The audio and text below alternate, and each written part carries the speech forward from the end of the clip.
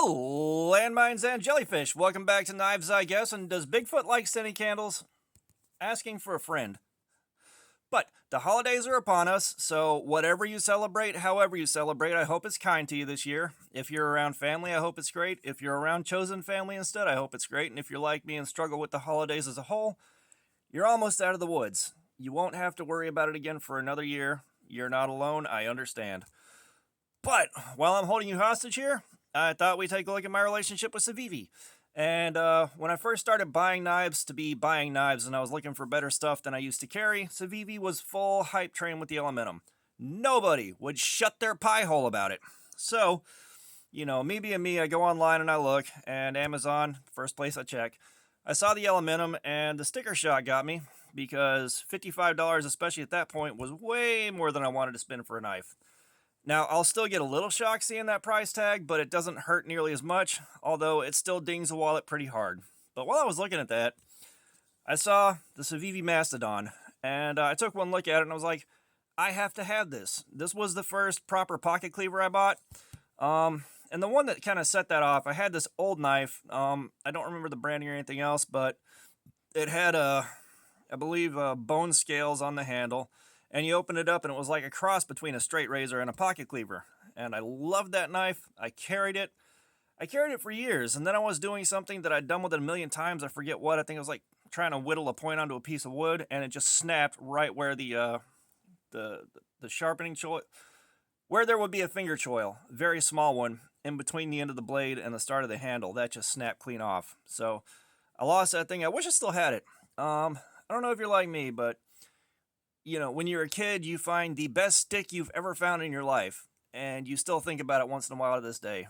And that thing came off of a wisteria, and it was shaped almost exactly like a katana.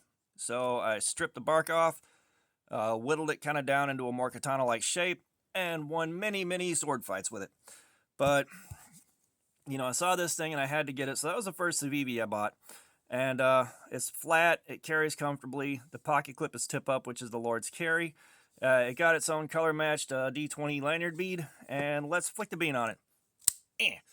It's a full-on pocket cleaver, and I love the big finger choil right here. I never have to choke up on stuff like this, but if I did, I'd know where it was. This was with me at my best friend's wedding, and we went out and got steak, and I couldn't finish mine off, whole thing. But I brought it home, and we go through the drawers at the cabin in the dining area. There's only one plastic fork and nothing else. So this actually got used to cut steak. And I don't like using these on plates especially, just because the thought of the edge rubbing up against ceramic bothers me. And I didn't have the sharpening equipment and the touch that I have with it now. I didn't have that back then. So I was trying to protect my edge at all costs, even though this cut a lot of cardboard, cut a lot of plastic, cut plastic straps off of pallets. Like, it did get put to work. It's just that edge rubbing on ceramic really, really doesn't sit right with me.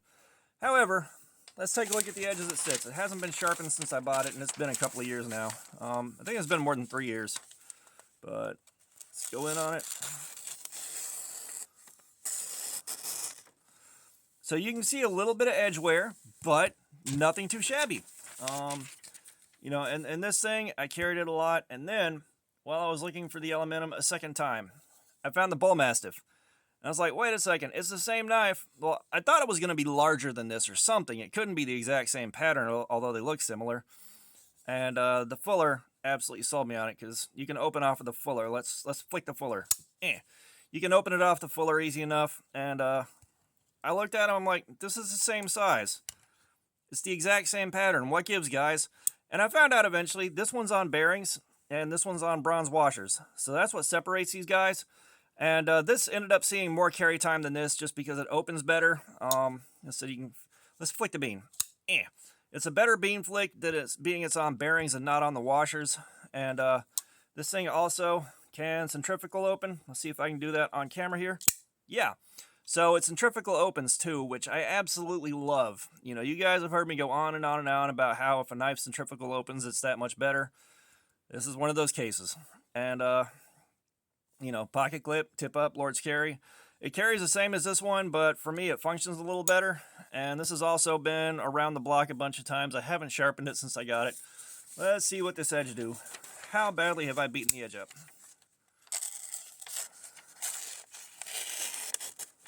So it's about the same. You know, they've been in the same environment, doing the same jobs. You know, and it wasn't necessarily the sharpest feeling factory edge when I got it. You know, the saran wrap test, it did hang up a little bit, but you know, it's still more than serviceable for an edge. And this has been after a couple of years. Like that first year or so, these got carried constantly because I didn't have nearly as big of a collection. I didn't have so much stuff to rotate. So these took up the lion's share of my carry time. So when I finally did go, I'm getting an aluminum specifically. I went looking and I was going to get a regular aluminum, but no, they had to have the shredded carbon fiber with the copper flakes floating in it. And copper is one of my favorite colors for a lot of applications. So they had this, and that sold me on it. And also, let's flick the bean. Damascus blade, too. Like, this thing is absolutely gorgeous. This is, like, too nice to carry. You know, it wasn't $100, and for a lot of guys, that's next to nothing. And for me, that's not the most expensive thing on the planet, but I really, really don't want to drop this and get a huge gouge on it. And I'm really tempted to save up and get another one of these just so I have one to keep nice and one to carry. I do carry it once in a while, but I am scared to death I'm going to drop it. And, like, if this wasn't such a glossy texture, you know, it would hide a ding from a drop pretty well. But this is a very high gloss finish on these scales. So, I don't want to drop this. And I think you guys can see what kind of pattern we're looking at here and the Damascus. So this has barely been carried and used. So let's take a look at the edge on it. Yeah, absolutely beautiful edge. I love this thing so much. It's one of my favorite knives that I have in my collection. This is kind of on the nicest stuff I own. And I don't know if I've done a nicest stuff that I own list. I'm going to have to go back and look and come back. It'll be a bunch of stuff you've seen before, but for new guys, it might be kind of interesting. But yeah, this is my aluminum. And I also want to get a poverty spec aluminum that I can carry. So do I spend the money on a second one of these, or do I save 20 or 30 bucks and get a poverty spec and just carry that? That's always the question. And I haven't decided yet, but when it comes time for it, I'll make the decision. The last Civivi I have, I've only got 4, and you may have noticed when we're doing these company-specific things, generally speaking, I don't have a whole lot of them. I just have a cross-section that's giving me an impression of what they can and can't do. Gerber's probably the biggest standout from that, just because of all the paraframes that I picked up before I got back into knives.